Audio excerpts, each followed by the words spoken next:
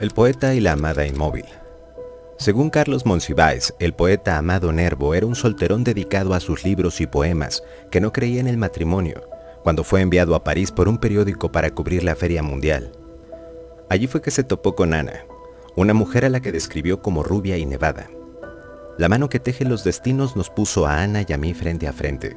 Un minuto más y no nos hubiéramos encontrado, pero estaba escrito. Fue amor a primera vista, para los dos. Ella le advirtió que no era una mujer para un solo día, a lo que él le respondió que para cuántos años. Entonces ella rió y le contestó que para toda la vida. A partir de ahí, sin embargo, pasaron solo 11 años. Los enamorados se veían todos los días a escondidas, ya que Ana era casada y tenía una hija de su unión anterior, y Amado era un diplomático que debía guardar las normas de su cargo y de la sociedad del 1900. No teníamos el derecho de amarnos a la luz del día y nos habíamos amado en la penumbra de un sigilo y de una intimidad tales que casi nadie en el mundo sabía nuestro secreto. Mi secreto, escribiría Amado Nervo. Durante esta gran historia de amor, varios de los mejores poemas de Nervo fueron escritos para ella. En diciembre de 1911, Ana Cecilia Luisa Dailés enfermó de fiebre tifoidea y su agonía fue terrible. El poeta veía cómo poco a poco su amada perdía la batalla. A su muerte escribió a un amigo: su muerte es una brutal amputación de mi corazón. Fue entonces que escribió una de sus mejores obras, La amada inmóvil, versos a una muerte, donde recrea los momentos en que veló al gran amor de su vida, a manera de medicina espiritual, para aliviar un poco a su medio corazón. La obra es una trágica descripción del duelo ante la muerte del ser amado, el grito desgarrador de estoy enamorado de una mujer. María Antonieta Rivas Mercado nació en 1900, hija del destacado arquitecto y escultor Antonio Rivas Mercado, el creador de la columna donde se posa el ángel de la independencia. Recibió la mejor educación para una mujer de esa época. Practicó la danza y hablaba inglés, francés, alemán, italiano y griego. A los 18 años se casó con Albert Edward Blair, con quien tuvo a su único hijo. Finalmente se separaron y él obtuvo la custodia del niño. Fue una gran mecenas de los artistas e intelectuales de la época. Fundó el Teatro Ulises y formó el patronato para la Orquesta Sinfónica de México, bajo la dirección de Carlos Chávez. Además se convirtió en mecenas de personajes como Andrés Enestrosa, Javier Villaurrutia, Salvador Novo, Gilberto Owen, Celestino Gorostiza y María Teresa Montoya. En ese ambiente conoció a su gran amor José Vasconcelos Calderón, el iniciador de las campañas de alfabetización y el principal impulsor de la construcción de escuelas en México. Impresionada por el escritor y diplomático, Antonieta tuvo un papel destacado en su candidatura presidencial y fue su compañera sentimental, a pesar de que él estaba casado. Al ser derrotado, Vasconcelos se autoexilió a París y ella no lo pensó dos veces, se fue con él, pero antes sustrajo a su hijo de la casa paterna y lo llevó con ella a Europa, donde trabajaba como escritora y periodista. Pronto el bardo dejó de mostrar interés por ella. Un día Antonieta le preguntó si aún la amaba o si al menos la necesitaba. Él le contestó que no, y además le expresó su necesidad de volver con su esposa a México, donde le ofrecían el puesto de rector de la Universidad Nacional. Desolada, Antonieta se suicidó el 11 de febrero de 1931 dentro de la Catedral de Notre Dame, con la piedra que Vasconcelos siempre llevaba consigo. Se pegó un tiro al corazón. Su vida y su trágica muerte inspiraron a la cinta Antonieta, dirigida por el español Carlos Saura, y con la actriz francesa Isabelle Adjani en el papel principal. Esto es, La India bonita que enamoró a un Habsburgo. El Jardín Borda era una impresionante mansión de descanso en la ciudad de Cuernavaca, con gran fama entre la población debido a sus preciosos jardines. Había sido mandada a construir por el empresario minero José de la Borda a mediados del siglo XVIII. En 1865, después de un viaje que los emperadores Maximiliano y Carlota de Habsburgo habían realizado a Yucatán, escogieron este lugar como su residencia de verano. Ahí llevaron a cabo muchas reuniones de gala y los exóticos jardines eran el perfecto escenario a sus pomposos banquetes y conciertos.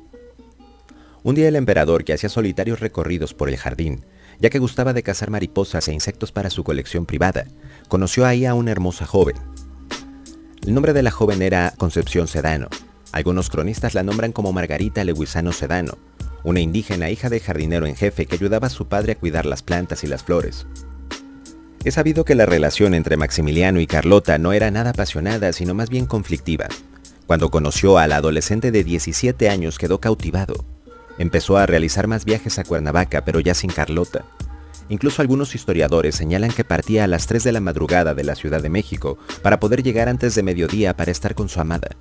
De hecho, hay un texto donde Maximiliano describió a la joven. El texto dice más o menos así: una joven india inocente que me testimonia un afecto ingenuo que me es muy dulce. Por nada en los poblados aledaños le llamaban la India bonita. El resto de la historia. Ella se embarazó del emperador. Tuvo un niño de nombre Julián Sedano.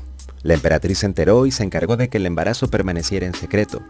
Poco después Maximiliano fue fusilado y Carlota partió a Europa y murió en el Vaticano, ya que en su locura creía que la iban a envenenar y de la única persona que no desconfiaba era del Papa. Por algún tiempo el recuerdo de esta joven mujer se perdió, pero hay quien cuenta que algunas noches de luna llena en el jardín que hoy todavía existe pueden oírse las risas de un adolescente y una voz varonil recitando versos en alemán. Esta es la leyenda de la vainilla. Tenizli era un rey totonaca, padre de una joven muy hermosa, a la cual llamó Itzacaponcisa, lucero del alba, y fue consagrada al culto de la diosa Tonacayogua, para que ningún hombre disfrutara de su hermosura.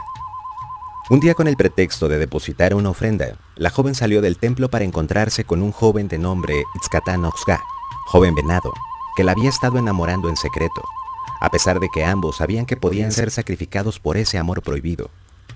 Él planeaba llevarla lejos, por lo que enfilaron hacia la montaña con la intención de dejar atrás para siempre el señorío totonaca. Durante el viaje, un monstruo enviado por la diosa Tonacayogua les arrojó fuego haciéndolos retroceder, siendo encontrados por los sacerdotes del templo, que muy enojados los capturaron. Al amanecer fueron degollados y sus corazones arrojados a una barranca. A los pocos días, comenzó a crecer ahí mismo un arbusto, el cual alcanzó en poco tiempo una considerable altura. A su lado brotó una orquídea trepadora que fue envolviendo al tronco del árbol, dando la impresión de ser unos brazos de mujer que con delicadeza lo abrazaban.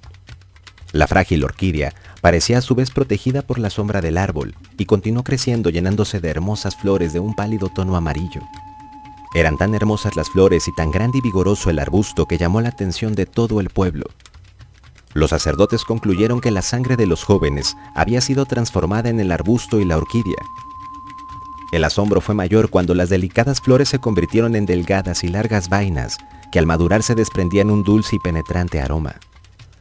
El padre del lucero del alba, conmovido y avergonzado, declaró a la orquídea una planta sagrada a la que llamaron Xanatl, o flor recóndita, que se convirtió así en la flor más amada por el pueblo totonaca, la vainilla.